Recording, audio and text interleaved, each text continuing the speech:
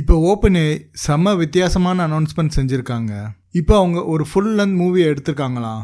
அந்த மூவியை Cannes 2026 premier பண்ணலான்னு பிளான் பண்ணியிருக்காங்க. இப்போ இதில் ட்விஸ்ட் என்னன்னா, ஒரு டிப்பிக்கல் ஹாலிவுட் மூவியை விட 80 to 90% செலவு கம்மியாக எடுத்திருக்காங்க. மூவியோட பேர் கிரிட்டர்ஸ், காட்டில் வாழும் அனிமல்ஸோட கதை. ஹாலிவுட்டில் ஒரு மூவி எடுக்கணும்னா $100 to $200 million வரைக்கும் ரொம்ப சாதாரணமாக செலவாகும். அப்புறம் நிறைய ஆள்களும் தேவைப்படுவாங்க, அதாவது டெக்னீஷியனும் தேவைப்படுவாங்க. ஆனால் இந்த படம் எடுக்க வெறும் $30 million தான் ஆச்சு.